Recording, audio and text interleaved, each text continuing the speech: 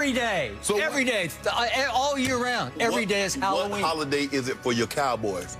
Easter, because all you do is lay eggs. We're waiting till next year. No, now you wait till next year. Yep. This year just got started. Easter, because all you do is lay eggs. You've had that one prepared, Shannon. That was impressive. Yes. How about the Clippers, though? They may be looking to make some moves. Why would the Clippers need a point guard? The Clippers got a point guard. Yes, they don't.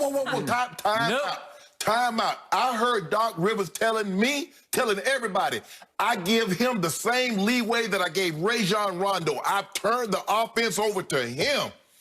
I wonder if Golden State is on the market. Wait, he was talking about Kawhi. No. I wonder if you're talking about Patrick Beverly. Pat Bam. Yeah. He said it was their time.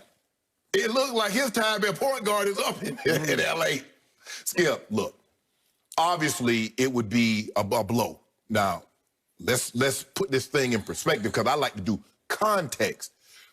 That's not AD. That's not LeBron. But he gave us valuable playoff minutes. He was our third best player. He was our third most consistent player. We kind of knew what you're going to get from Rajon Rondo. He gave LeBron an opportunity to get off the ball, not have to initiate the offense for the entirety of the game.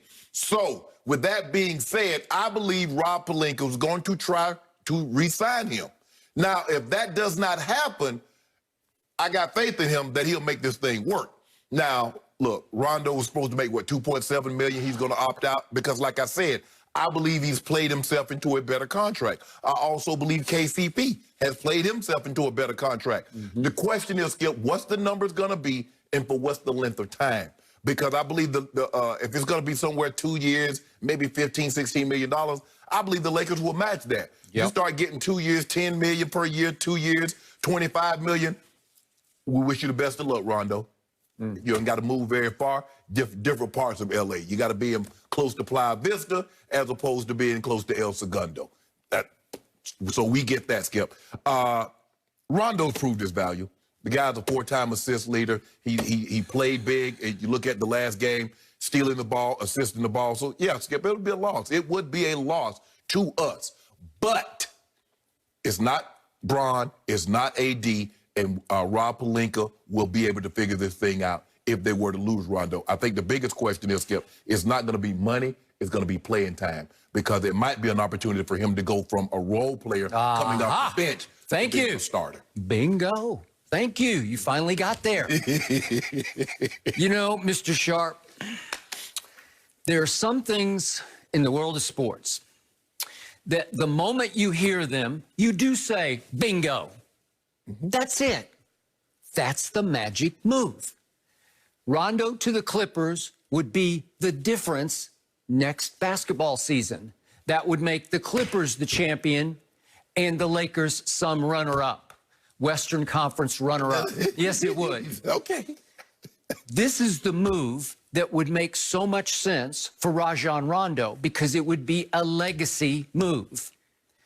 I'm not going to go all the way Deion Sanders here, but you remember very well what Deion did for the San Francisco 49ers. In 94. When he helped Steve Young get, as everybody was writing at that point, the proverbial monkey off his back as he broke through and finally won his one and only Super Bowl. Right. And then he said, Jerry wants me? Jerry's going to pay me all that money? I think I'll become a Dallas Cowboy.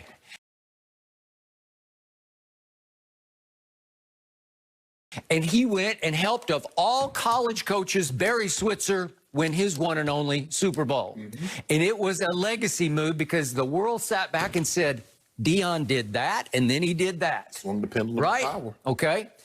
I'm not saying Rondo is quite Deion, but he's up in there somewhere because I'm just not sure your guys would have won this championship without Rajon Rondo.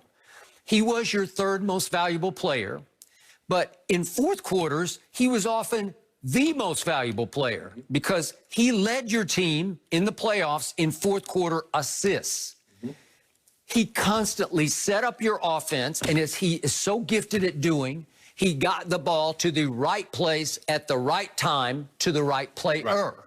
It might be LeBron, it might be AD, it might be Kuzma, who did lead your team in fourth quarter three-point shots made. But guess who was second in threes made in the fourth quarter through the playoffs? Rondo. Yeah. As they call him, playoff Rondo. I swear to you, obviously I was rooting against your team. Every time the ball left his hands, I said, that's good. Yeah. Because his body language told me, that's good. Yep. Did he not shoot it with authority and conviction? What was that game 3 and game 6? He was unbelievable. Lord have mercy. As soon as it left his hand, I said, that's nothing but bottom of net.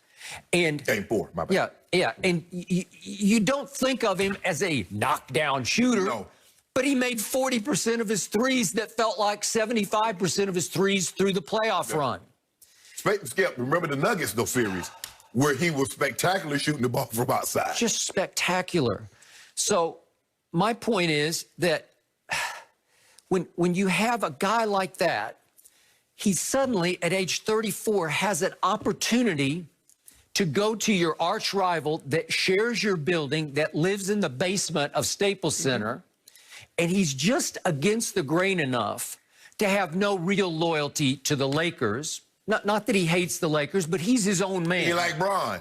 Because remember what he said, Skip? He said he was always thinking, he was sitting back there thinking, say, you know, if I ever team with a guy like Bron. Now, he didn't say if I team with a guy like Kawhi. He never said if I team with a guy like Paul George. Maybe he'll say that now. Whoa. He said if I could team with a guy like Bron. You know, I'm talking about from the mental aspect of it. Yeah. Remember Rondo's quote after game 2 against the Nuggets, which ended with AD making a 3 and yelling, Kobe! Yeah. Rondo said after the game, play was called for LeBron. I locked eyes with LeBron, and he did not move. That was the quote. He did not move. Yeah.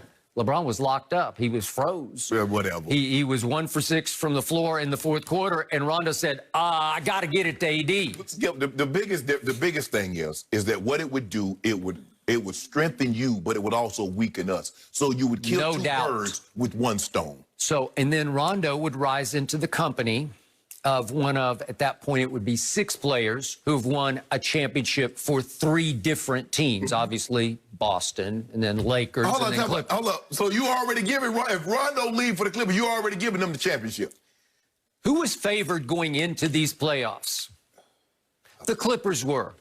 What would be the missing piece to the puzzle? A true point guard. I love Patrick Beverley, but he is not a true point guard. Guess how many assists Pat Bev averaged through the playoffs? What? How about 2? That's it? 2 assists. And he doing all that talking? He talking, I thought he was Magic Johnson on the Rock.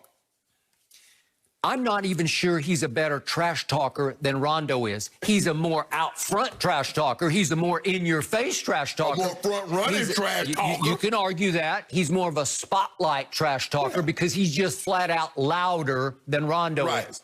Rondo is this way. He's out the side of his mouth. Rondo is Larry Bird-esque in his trash talking. Bird lean over and say, you ain't. Rondo is the guy, the team's at the free throw line shooting, he go try to dap the guy that shot the free throw. Yeah. Okay, that's Rondo. He has true edge to him. Yeah. He is an edgy player against all grain who's going to do it his way or your highway. You go on the highway. He's not going to take anything from anybody. And a guy who made a grand total last year of $2.4 million for your Lakers, you want to talk about, is that the most valuable 2.4 the Lakers ever spent?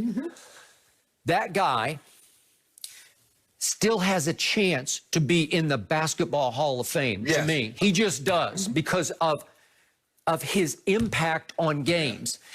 Remember, while Pat Bev has made 3 all-defensive teams, guess who's made 4? Rondo. Guess who has led this league in steals? Rondo. Guess who twice has led this league in assists? Rondo.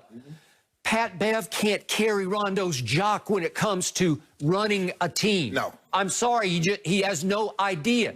What did the Clippers too often degenerate into, especially in games 4, 5, and 6 against the, it would be 5, 6, and 7. Yeah, Kawhi or bust. Where a lot of time dribbled it up, he just lobbed it over to the right wing. And go stand in the corner. Yeah, and he'd go stand in the corner. And he'd say, you do it. And too often, Kawhi would catch the ball way over on the right wing near the Clippers bench. 2 would come to him. And he'd say, okay, dribble, dribble, dribble. Maybe I can split the double team. Maybe I can just rise up here and shoot a 3. That's not going to work often enough. No. You're going to make